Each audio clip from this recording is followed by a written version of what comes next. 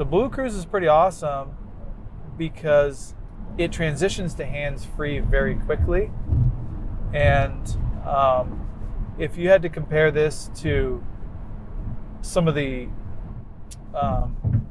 lower level assist technologies, I think it's very, very good. Now, if you're trying to compare to FSD Beta, I don't think that's a fair comparison because this is really well suited to long road trips on highways and interstates, hands-free, where I'm able to just sit here and talk to the camera as the vehicle is driving down the road.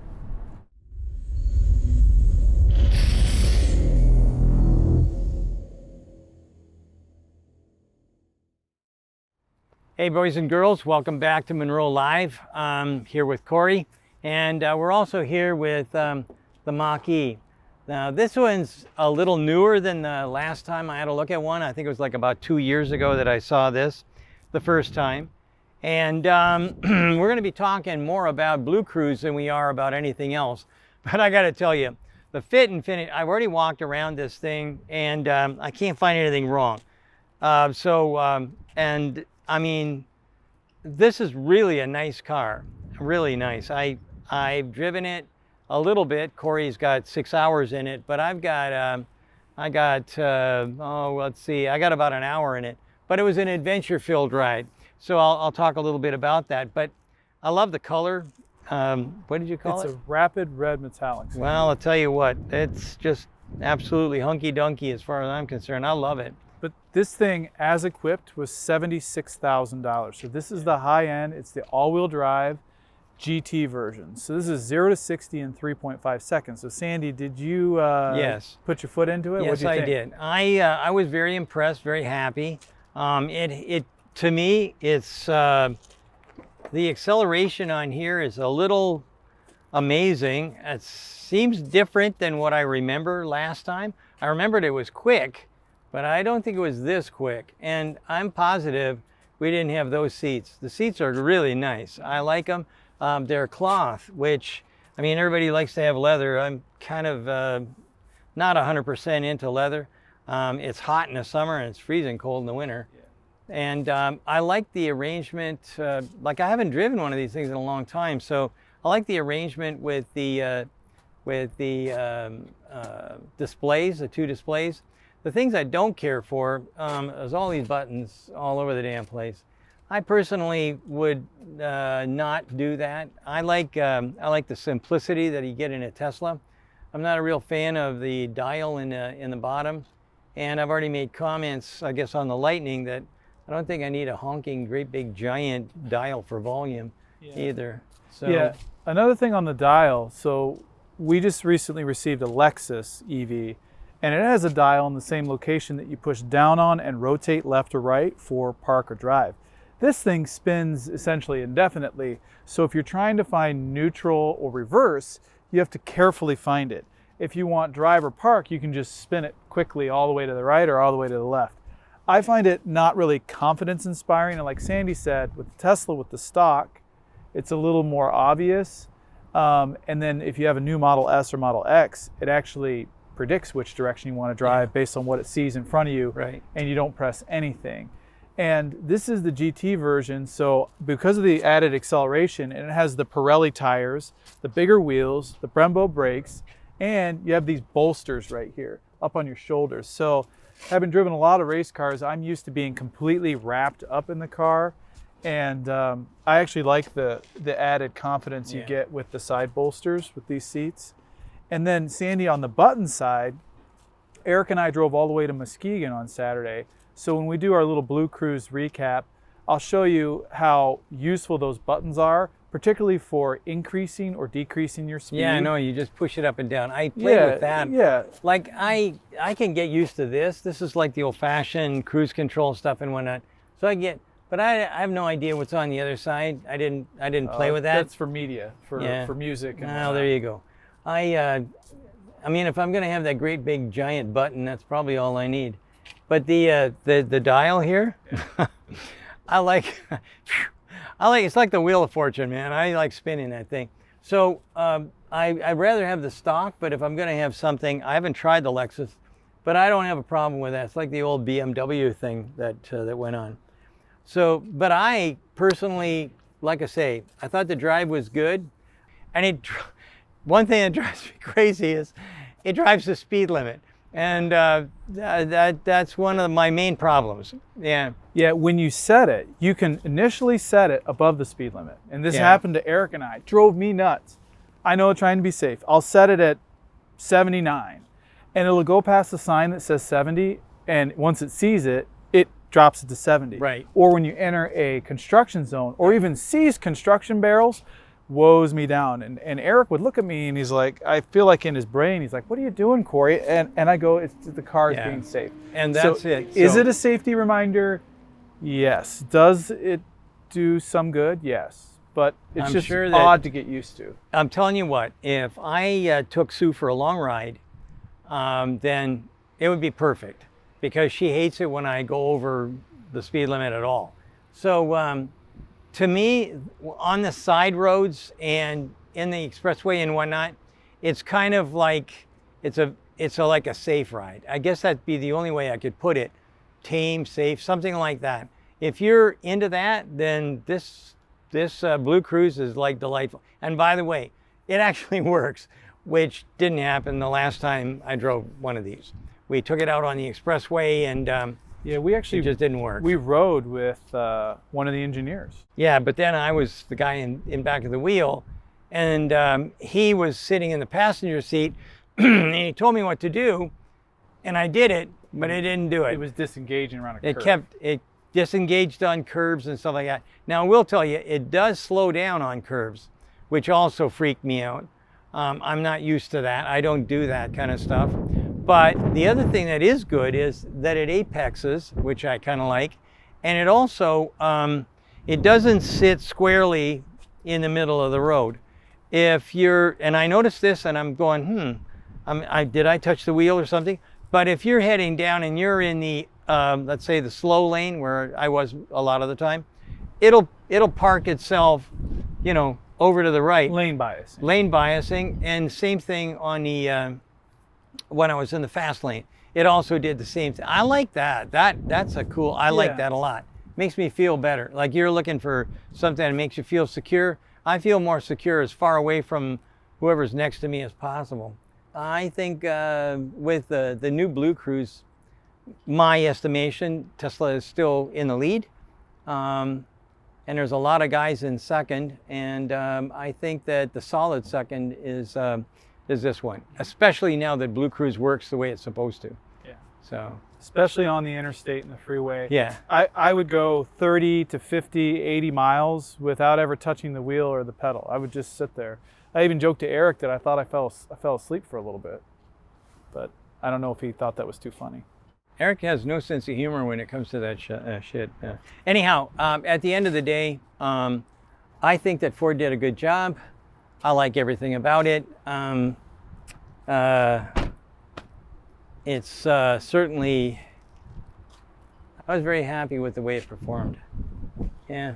Awesome. All right, so I think I'm going to get in it and take it for a spin to highlight the BlueCruise. Yep. You got meetings and in 5 proposals minutes to write. Yep. So. Okay.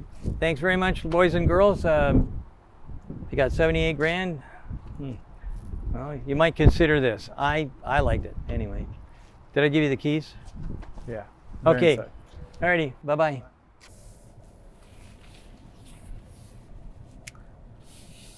Now with BlueCruise, if you can see the cluster here, hopefully you can, it says ready down below.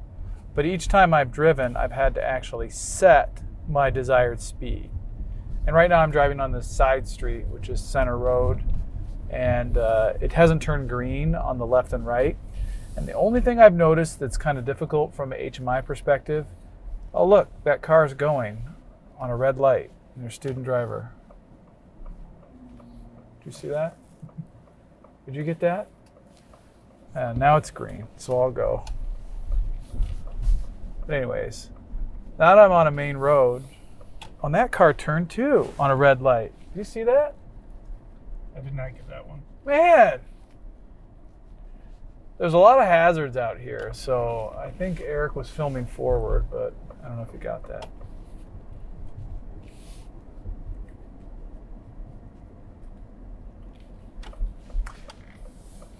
So Sandy mentioned he didn't like the actual buttons here, but I like them because these are your critical buttons for lane keep, your following distance, setting the cruise control, turning it on and off, setting your speed, and advancing it forward and backwards. So all at the touch of your left thumb, not your right thumb. And as we get going here, I can actually, you can turn on, and I set at 35, and then if I press up, it says ready. It says ready, but it has the little symbol that shows keeping your hands on the wheel. So right now, it just saw a 25 mile an hour sign right there, so it just slowed down to 26 miles an hour, which is something that Sandy said. And now it just canceled. So as I'm driving, I typically would have driven through here at probably 35 miles an hour because it was 35, 25 through this diverging diamond. It is a diverging diamond. If you don't know what that is, you can Google it. BlueCruise really shines when it's on the freeway, in my opinion, when you can go to hands-free. And my favorite part is that it transitions to hands-free without the double press of a button or the click of a button.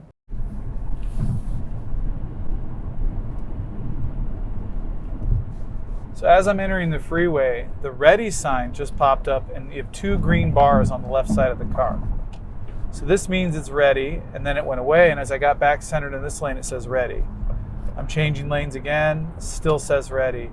So the best part is you actually have to set the speed. So I can set by pressing down here, and I've set the speed to 72. It says BlueCruise on, watch the road and be prepared. So I press OK here, and it's already hands-free. Now that it's hands-free, my foot's not on the pedal, my hands aren't on the pedal, and it's just driving BlueCruise. The adaptive cruise is ready to go, so if there's a car in front of me, it'll slow down. But that's how easy it is. It's essentially like setting your cruise. You have to set your speed. Once you set your speed and you're in the lane, the hands-free aspect comes right on. Now, over a year ago, we did test out BlueCruise with a Ford engineer, and it actually struggled around the curves on I-75 here. But notice how this vehicle just pulled in front of us. The vehicle is automatically slowing down to 65 miles an hour, 64, to allow for that right amount of space. Now this button right here on the steering wheel allows me to adjust my following distance. So I clicked it right there, 1, 2, 3, 4. I'm gonna move it back to 1. So 1 is the closest distance, and I think it was at 1. Lane change possible now. So now it asked me to put my hands on the steering wheel. So I actually have to put my hands on the steering wheel here. Now, I believe this is what happened the last time we had it here. This is a relatively tight curve for an interstate. It says ready, let's see, hands-free. So I had to have my hands on the steering wheel there. And now I'm gonna try and change lanes. So I just do the light touch for change lanes, and the vehicle is changing lanes on its own. Very convenient. Now, if you wanna keep speed, if you wanna increase the speed of BlueCruise, you just press up here and it's starting to change the speed.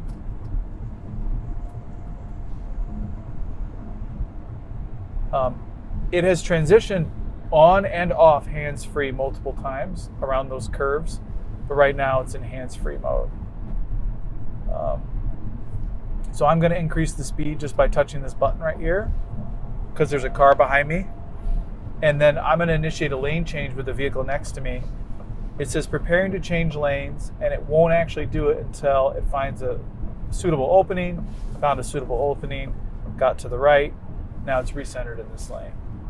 And there's a car to the right of me, there's a car in front of me, and I'll show you some things that it doesn't like. I'm gonna look over at the camera and for a little bit, and it has these sensors right here, these sensors that are looking at my face. Even though I have sunglasses on, I'm gonna look at Eric and talk. I'm talking a little bit more, and eventually it'll tell me to look back at the road, and it says watch the road. Also, if you pull your phone out and hold it in front where you block the sensors, even though I'm not looking at anything, it will eventually warn me, watch the road. So what's really important is you're not on your phone and you're not staring at your passenger. You can scan left and right and it does just fine. But we're pushing a couple minutes now where I'm just relaxing. I'm sitting. I have total confidence that the vehicle will follow at the speed that I have selected, change lanes with just one touch of a button, increase and decrease speed right here, and increase and decrease my following distance with this button. And I think it's really a great system that's been improving every time that I've used it. I drove to Chicago in our F-150 Lightning, which has BlueCruise. I forgot, I didn't even know it had it. And I got in the vehicle and set it for 30, 50, 80 miles at a time. I would cruise on I-94 with no problem whatsoever. And we're just along for a little bit of ride, and maybe we'll stop filming and I'll come back to you in maybe 5 or 10 minutes. All right, everybody, so we got off the freeway and now I'm driving down essentially a divided highway with a center turn lane. It says ready, so I can set the speed, and it's right now says hands on, so it's not hands free, but it has the little blue bubbles essentially saying from the side and front that it is preparing to drive the car for me. I'm supposed to have my hands on the wheel.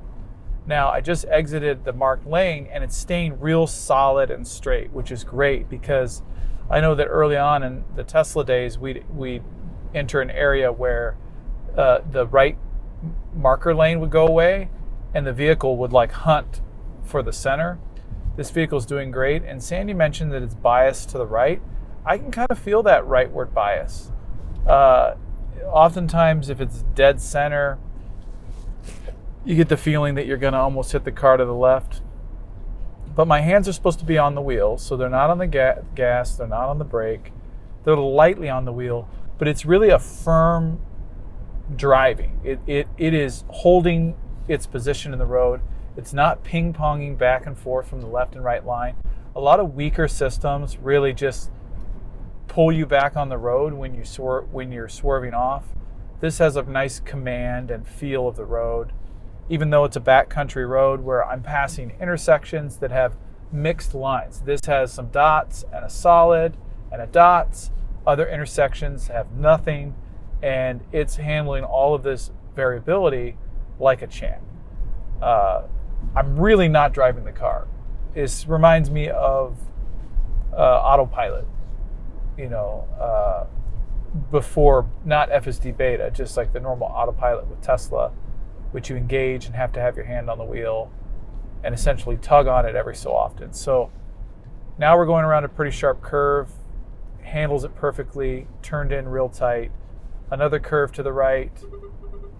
Oh, and it just warned me that there was something to the right, but it didn't ask me to take control. So we went by some mailboxes because we're on this country road out here. We're on Sashaba, and now it seems to be doing okay.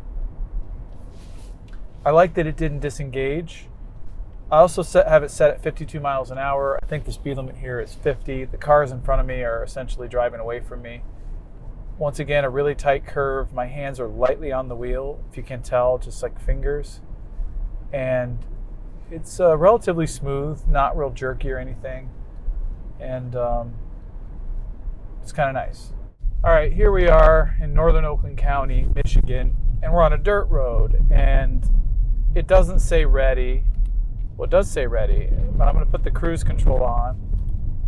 And it's doing no side-to-side driving whatsoever, no side-to-side BlueCruise. So I have to steer 100%. But it is doing adaptive cruise because it's looking forward. It would slow down if there was a car. But so when you're on a dirt road, you only get normal. It looks like you only get normal cruise. At least this dirt road. And something that I actually talked to my wife about is that when you're on a dirt road in Michigan, you're actually supposed to drive near the center. Unless you're cresting a hill, you move to the right, or a car's coming, you move to the right. And oftentimes I'd be riding in a car with my wife and she'd be all the way to the right side of the road but there is no center line in a dirt road, so you can drive biased towards the center.